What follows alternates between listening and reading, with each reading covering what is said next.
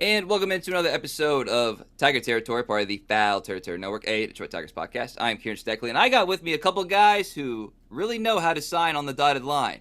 Cody Stavenhagen and Austin Jackson. What's up, fellas? How we doing? I got to fumble through that. How we doing? We good, baby. We good. Yeah, all good here. We've been asking for a little intrigue. I think we got a little intrigue with today's deadline to exchange arbitration numbers. Tigers have reached agreements with 7 of the 8 arbitration eligible players. You know who that 8th happens to be?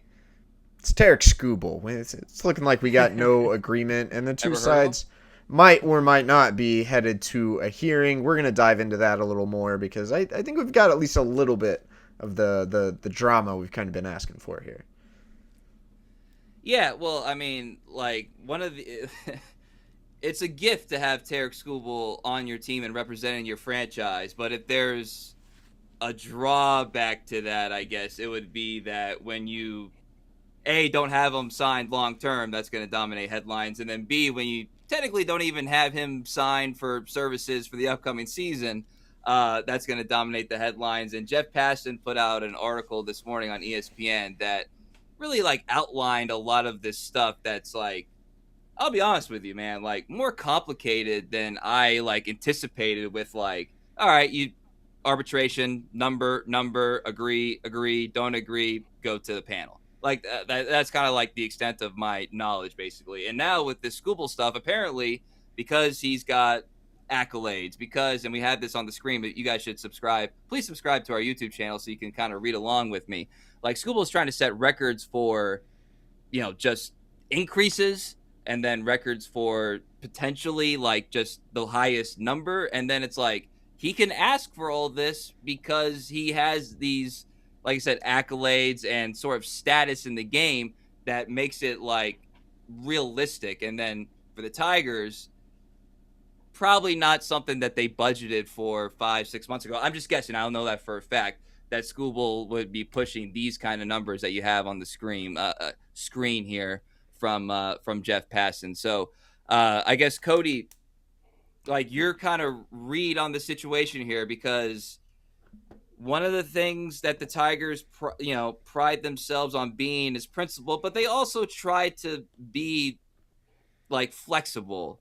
And this, if there's ever a time to be flexible in your principles now, it's figuring out this Tarik Skubal situation, because you can't be file and trial with Tarik Yeah. Skubal. At least I don't think you can. Maybe you can, but that Yeah, doesn't yeah. necessarily seem like the best move. So your read.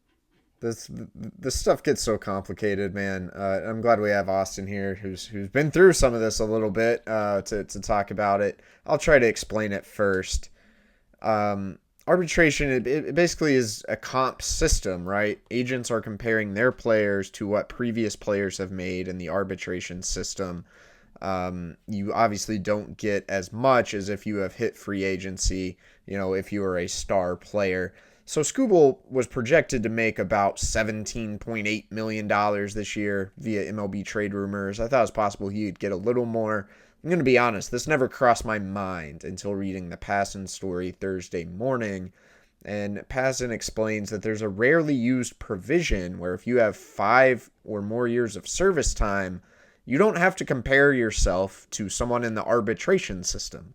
You can compare yourself to anyone in baseball. So that means Tarik Skubal doesn't have to go off what David Price made in arbitration 10 years ago, which happens to be the record for a starting pitcher. He can say, well, Zach Wheeler made $42 million and I was better than him this year, so maybe I should get X figure. There's a lot higher ceiling for guys who are going into their final year before free agency. You don't see players invoke this very often, probably largely because very few players are good enough to invoke this. Tarik Skubal happens to be one of those players, and so it gets here. We have no agreement. What does that mean? Look, chances are this is going to sort itself out, but it's a little bit of drama because, like you alluded to, Kieran, the Tigers are a file and trial team, or at least say they are. That means they exchange a number. Let's say they're negotiating with a player of lesser stature. They file $2 million, and the other player, the players' camp files $3 million. Well, rather than negotiate for 2 weeks, they're just going to take that to a hearing. That's what they say. They've never taken anyone to a hearing. One Tiger since 2001 has gone to a hearing. That was Michael Fulmer. But if they're really going to be a file and trial club, it sounds like they would head to a hearing. They don't do 1-year deals. 2 years ago, they had discrepancy with Casey Mize over $25,000, which was stupid. They basically created a loophole that said, well, we're going to make this a 1+1. We're going to throw you a club option that we're just going to decline, and then you're going to go back to arbitration. That was a way of saying, like, well, we're still a file and trial team. It wasn't a 1-year deal they negotiated. Tarik Skubal, I don't think you're negotiating a multi-year deal. Certainly not a 1+1, given he could be set to make $400+ million in free agency. So let's just say, I don't know what the two teams filed at, and not at the time of recording, but let's say the Tigers filed at $20 million, and Scott Boras filed at $35 million. The way arbitration works, at least as I understand it, you would go to a panel, you would each make a presentation, and the panel picks one of those two numbers. They don't pick 28, 25 million. They pick either 20 or 35. So if this is really where we're heading, it'd probably be in the Tigers' best interest to say, you know what, actually we're not a file and trial team. We'll negotiate for another couple weeks, and maybe you settle somewhere in between, because otherwise you're taking a really big hit to your payroll. Not that we should feel sorry for billionaires or anything like that, but that's kind of an overview of the circumstance at play here. I hope that makes some level of sense. Because we'll throw it to you, Austin. Does that make any sense to you? And like, what's your experience in this realm? Yeah, I mean, it makes total sense. I wasn't aware about the 5 years of service though. I think that's pretty cool. I actually like I like the whole process because, like you said, it's a comp system. As opposed to when you get to free agency, it's kind of like we'll give you whatever we want to give you. You know what I mean? But here it's more of you can negotiate. And so I really like the situation of being able to use a comparable for what my performance was during the year. I love that because we can negotiate, and a lot of the times the players are pretty much right. You know, they have a pretty good idea of going into that, what they could win and what they couldn't win. So you're asking for something that's like, hey, my numbers, my stats are very comparable to what this guy made in the past. I know you don't see it that way, but I'm not moving off of this number, and I'm willing to take it in front of a judge essentially and fight for this because I believe that much in that. So I love this. I think that Skubal, he's in a great situation, obviously, and he's a different tier than a lot of guys are, and he has a lot more leverage when you got a Cy Young attached to your name. You got more leverage than anybody. You're MVP type stature, so. He's in a great position.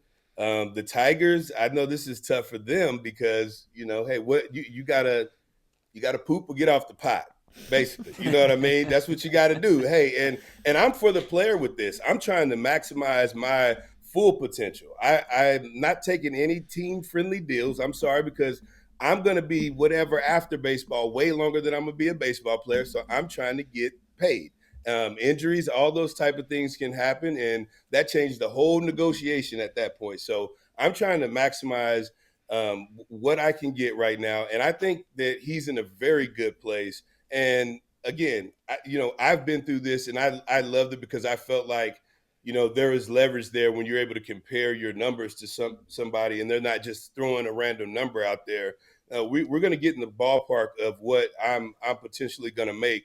And so, I love the whole process, and it is tough because you don't want to be so far off, right? That when you're going in and trying to negotiate it, that they're just like, absolutely no way, we're willing to fight for our number. We're 10, $15 million off. But with Skubal, we 10, $15 million off. You're going to really have to state your case of why he's not worth that much more than the number that you're putting out there. So. Yeah, the record for an arbitration eligible player is Juan Soto at 31 million. Juan Soto happened to be a Scott Boras client, as is Tarik Skubal. I don't know if Skubal could exceed that or not. Again, at the time of recording this, we don't know what the two sides filed at. Skubal's been really good the last 2 years, but Soto had a longer track record of being an elite level player. So Some stuff still to sort out. And then there's the other wrinkle, given that this is Tarik Skubal. I guess there is an alternative. You could trade him and let someone else worry about it. Yeah, that's always something there's too. there's always something, because I was actually thinking like from like different perspectives where uh completely made up hypothetical. What if Skubal or his team, like Boris and company, kind of are looking for, we want the most flexibility this season in terms of what if we deem it the best move to be traded? Then you probably want the salary number a little bit lower, because that will open up more teams that could trade for you at any time this season, especially after the trade deadline, where it's like it's a lot easier to swallow 8 to 12 million than it is like 15 to 17 million if you're one of those smaller market teams that just kind of want a playoff push, knowing that he's going to leave in free agency anyway. So that's like scenario 27, but I do think it does like technically exist. Uh, and then I guess we talked about this for almost 10 minutes now, or more than 10 minutes. We should probably get to the guys who did come to agreements, Cody. I know Well, we have it's less interesting, but we can do that. I know, because some guys that A, did get some pay increases, and then B, are obviously vital components to this roster. And again, we have this up. You can read along if you subscribe on YouTube. Kerry Carpenter agrees to $3.275 million. Riley Green gets $5 million. Zach McKinstry, $4.2 million. Casey Mize, $6.15. Spencer Torkelson, a hair over $4 million. Tyler Holton, $1.75, and Will Vest, a hair under $4 million. So Casey Mize, 6.15, obviously the highest number on the screen there. Riley Green, kind of on a trajectory that his salary is going to be looking pretty good here in a couple of years if he continues to show out. And I like Will Vest at just under $4 million. That feels like a good number for him. And Zach McKinstry, I'm not sure Zach McKinstry ever in his wildest dreams thought, and I mean this as a compliment. Yeah. I don't think he ever thought that he would make $4.2 million in a Major League Baseball season. So great for Zach McKinstry for getting this far, and good for these guys for coming to agreements and not having to deal with any sort of trauma. Moving forward. It's interesting to Lakeland. Comparing these to the projections. I think maybe the lesson is MLB trade rumors are projections where we're just a little bit off when it comes to the Tigers this year. Riley Green was picked to get $6.6 million, and he's signed for only $5 million. So don't know what happened there, but the projection was off. Casey Mize was projected to only get 5.4. He gets 6.15, so he did quite well. McKinstry was picked at 3.5, so he beat that. Kerry Carpenter was picked at 3.5. He came in at just under that. The Riley Green one is the one that stands out to me. Now, this was his first year arbitration eligible. If he continues to perform, he's going to have a chance to make plenty of money the next couple years. But part of the arbitration system, like, you want that floor as high as possible, because that's only going to help you in your next couple of negotiations. Austin, like in general corporate America, it's like really like I had a job. I'll just say I had a job at Chick-fil-A as a teenager, and it was like don't talk about money. We got guys making minimum wage or like 50 cents more per hour, and it's the same thing like in most walks of life. It's like management does not want the employees talking about how much each other make and all that stuff. But in the case of your chosen profession, everybody knows within a pretty reasonable ballpark how much everybody makes. So I'm just kind of curious, what's that like when the guy next to you in the clubhouse, like how much he's taking home, and then even guys that you're playing against or guys that you're hitting against. It's like, really, this guy is getting paid 10? Like what the hell? Yeah, I mean, if I'm not gonna lie, I have thought about that a few different times, but who am I to say what somebody else? I'm not trying to steal no money, take no money out of anybody's pocket. You got to get what you can get. But to answer your question, when you know how much somebody is making, especially your teammate, it's like you paying for dinner, right? Like that's who's picking up the bill when we go out. So we getting all the Opus One and all of that. We getting the top shelf stuff, and you paying for it. Don't come cheap now. You got to pay.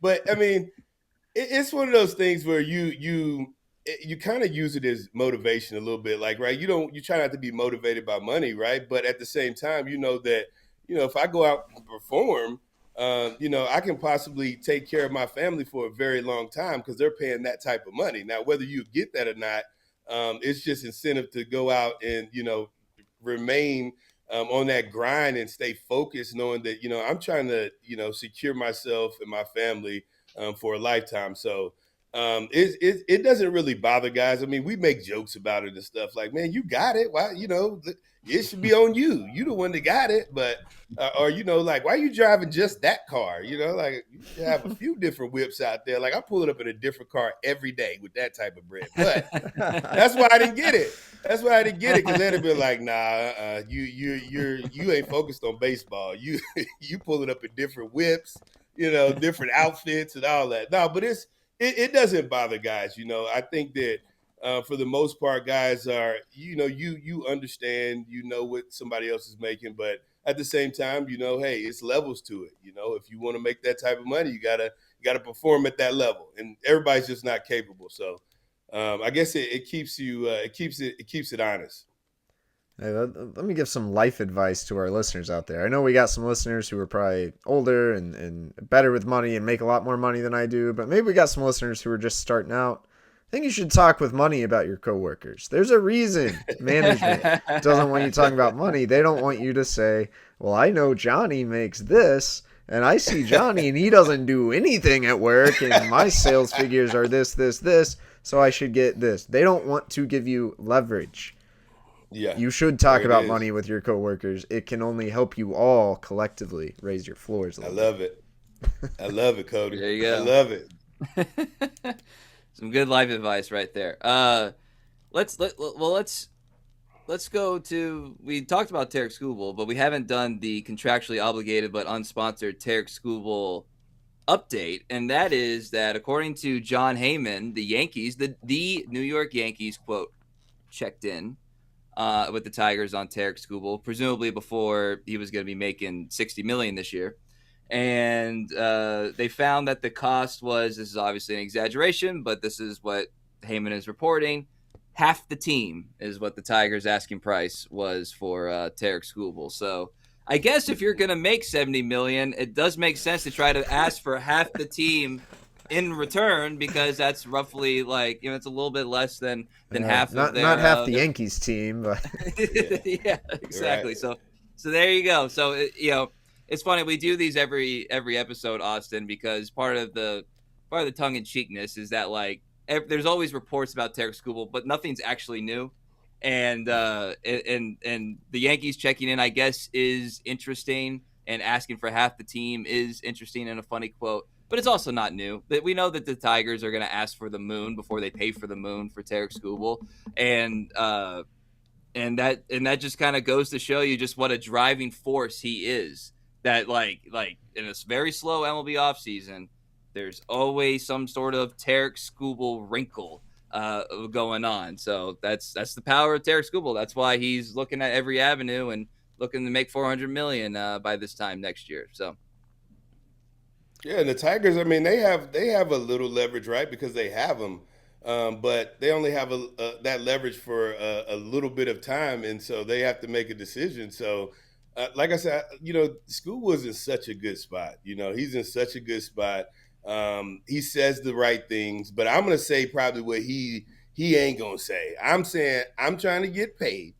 Whoever's gonna do that, okay, I'm willing to listen. I'm trying to get paid, and once I do, I'm going to focus on winning. I want to get me a chip, and that's once I secure the bag, then I'm going to try to build my legacy up even more. And I'm trying to get me a chip. I'm trying to make it to the Hall of Fame, and I'm trying to do all of those things. But first, I'm gonna secure the bag. So I said it for you, Scoobs. You ain't got to say it. I'm gonna say it for you.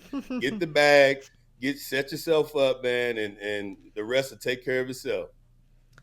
The more I think about it, man, it's the arbitration thing. It's a great play by Boris Corp. Throw out whatever number you want that's somewhat within reason. Because what are the Tigers gonna do? Where they can't. You can't really say no. Is Tarik Skubal? You were going to have to pay the man. So, Yep. I mean, the Tigers have some leverage because he's on their team, but Tarik Skubal holds a ton of leverage because he's the best pitcher in the American League and the best left-hander in baseball, maybe the single best pitcher in all of baseball. Boom.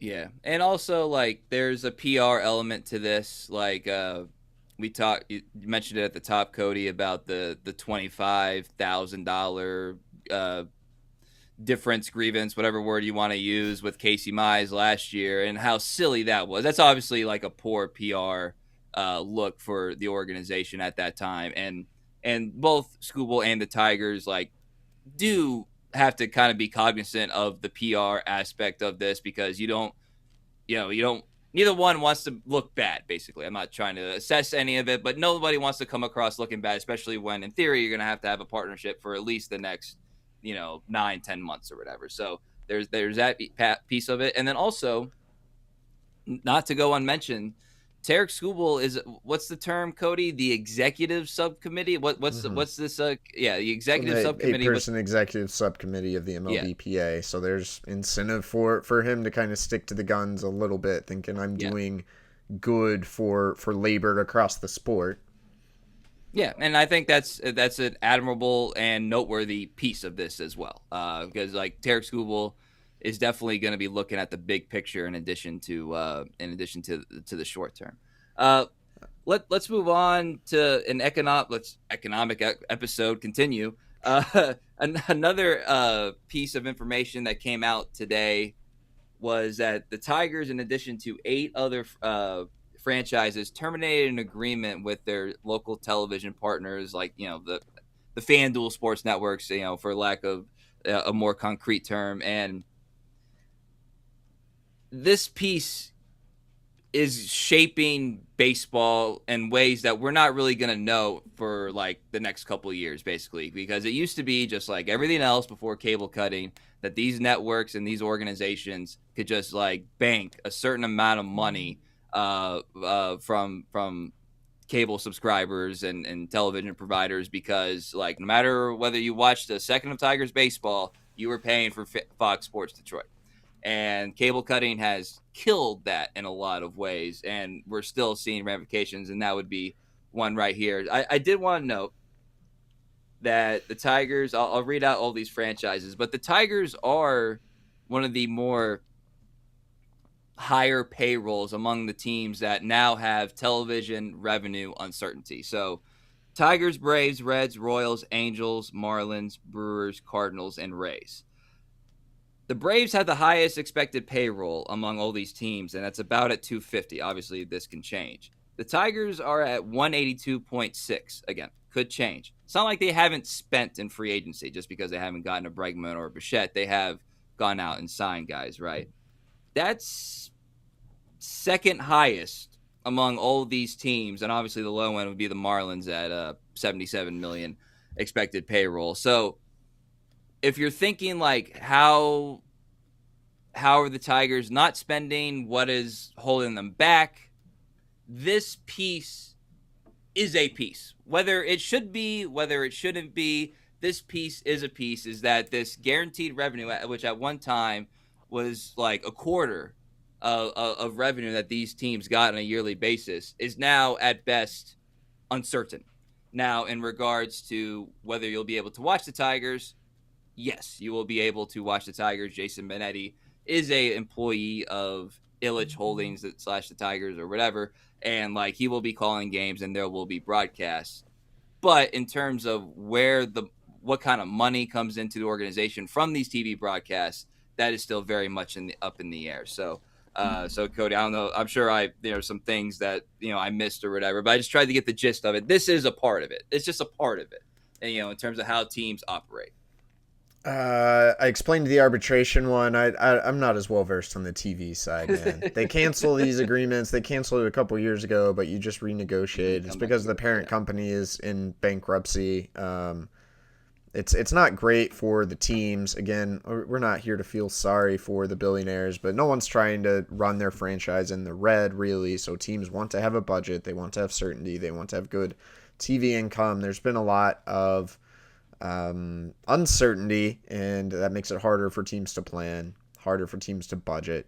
When the Tigers renegotiated their deal a couple years ago, it's believed that they began receiving a good chunk less in TV revenue than they were previously. Maybe that's on pace to happen again.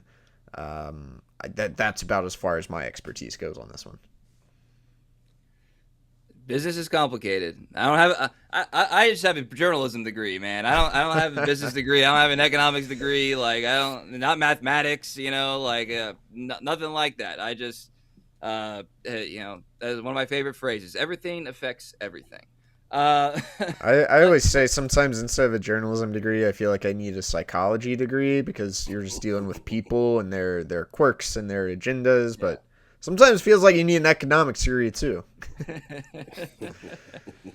Well, let's end on a little bit of a lighter note. So it's early January. It's January 8th. We're recording this podcast, and so we'll just kind of say like a round number of like 6 weeks until spring training kicks off in Lakeland. And so I'm curious, Austin, like from a player's perspective and a getting ready for the season perspective, like where are you at once like the calendar turns? And then even like, does the fact that it's like officially like a new year kind of flip the switch in your mind a little bit where it's like, all right, like it's go time now? Or do you kind of have a set plan where, that those kind of like psychological ticks don't really matter or whatever? Like when it's early January, like where are you at mentally and physically as you get ready for what's going to be basically the rest of the year kind of physical and mental grind?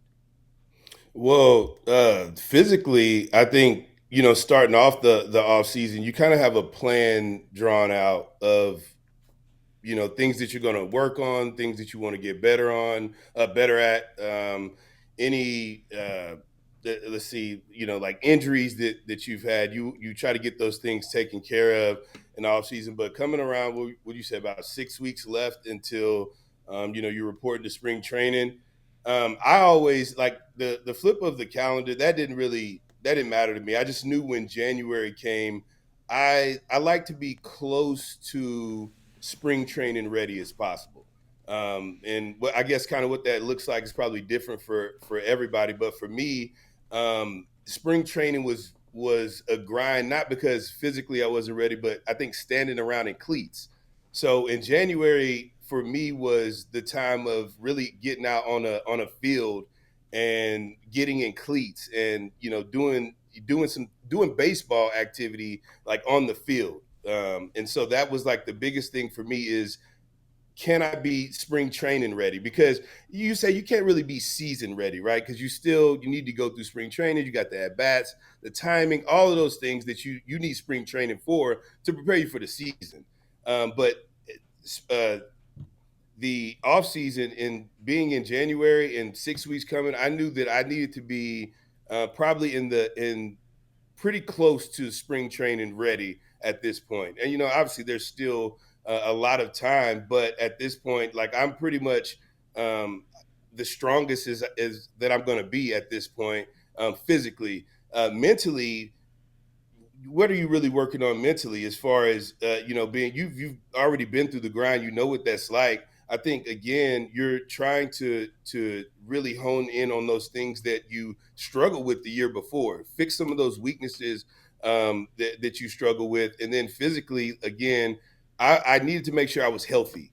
I needed to make sure that I was healthy in January and not dealing with a nagging injury going into spring training. I've done that before. It was terrible because now I'm spending a lot of the spring training nursing an injury. So in January, it was about, hey, I need to be physically the strongest that I want to be, that I need to be, that I'm healthy. Mentally, you're pretty much already locked in for it. You're locked in at this point for spring training. You're just trying to really figure out, where am I staying, if you haven't figured that out yet.